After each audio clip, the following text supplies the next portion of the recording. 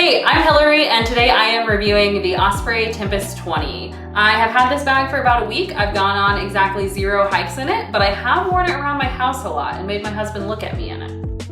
All right, so I am on a mission to find the perfect, for me, day pack to replace my beloved Camelback Sequoia 18. This thing is 7 years old. It has taken me to Banff National Park in Canada, to Yosemite National Park, all over Rocky Mountain National Park, and even down to Chapinque in Mexico. But unfortunately, I have absolutely torn it to shreds. It's falling apart inside, so sadly, it's time for a replacement. All right, here's what I'm looking for in a new bag. It's gotta be 20 to 25 liters. It's gotta have good pockets, including good hip belt pockets and a stretchy shove-it pocket in the front. It's gotta be bladder compatible, and the water bottle pockets need to actually fit a Nalgene in it. And then of course, it has to be comfortable. Let's dive in. All right, so let's talk sizing. This bag comes in 2 sizes. In addition to having that adjustable torso, it comes in extra small/small, which is best for torso sizes 14 to 17 inches, and that'll technically be an 18-liter bag. Then it also comes in this size, which is the medium large, which is best for 16 to 19-inch torsos, and it is a true 20-liter. There are also extended fits available as well in both sizes. So I'm 5'4" with the 17-inch torso, and I found that the medium large fits me just perfectly. So let's start with the outside of this bag. The material feels pretty standard for a day pack. You've got tons of small little gear loops. You've got Osprey's classic stow on the go system for trekking poles. You've got a lid lock here on the front for helmets, and a blinker light attachment, as well as compression straps around the water bottle pockets. All right, looking at the straps, the sternum strap features a whistle, always good to have that. They're pretty well padded. This is a really comfortable bag, honestly. We've got a little pocket on the shoulder straps, probably to hold sunglasses, maybe a protein bar. You couldn't fit anything bigger than that in there. We've got load lifters on the shoulder straps to help adjust to your torso length. To further adjust, so the back panel features like this little Velcro bit. I don't know if I'll be able to get it undone. That allows you to, imagine that I had totally undone that Velcro. So you can lift this or push it in further to adjust the height of the shoulder straps, and then just attach it back. The back panel is the airscape, kind of just tensioned mesh. It's not a trampoline back. There's not great like ventilation from the sides. But yeah, I mean, it's mesh and padding underneath. It seems like pretty comfortable, and you get decent ventilation, but probably not as good as a trampoline back. Moving on to the hip pockets. So we've got really sizable hip pockets here that definitely fit, let me see.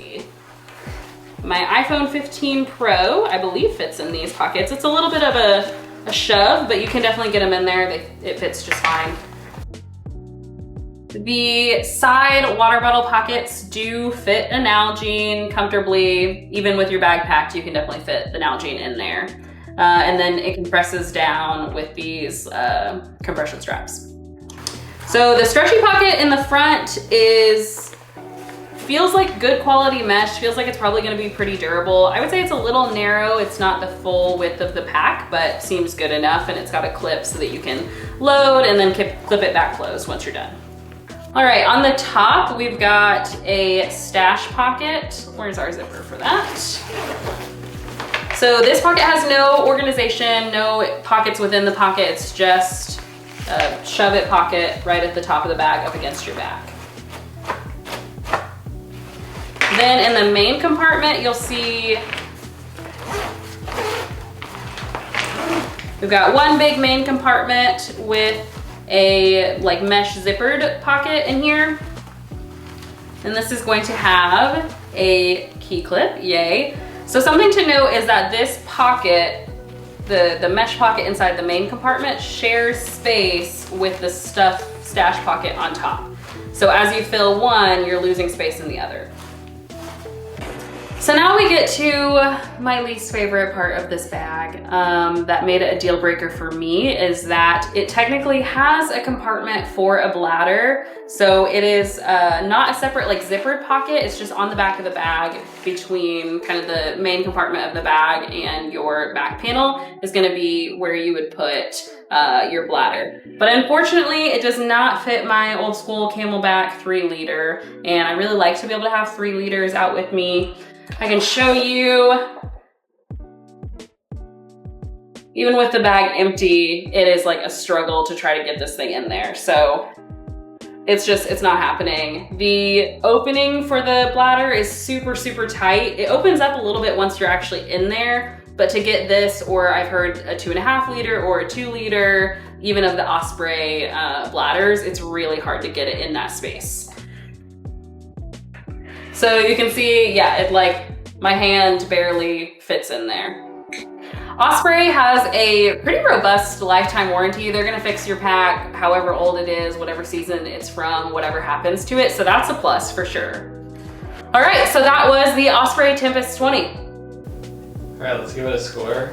We'll call it the Campbell Caliber score. Oh, ew. Okay, what do you want to call it? It doesn't need to be called anything.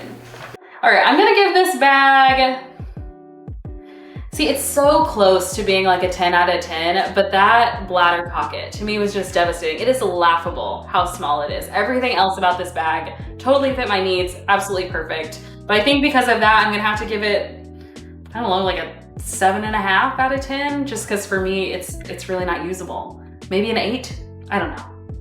I did it.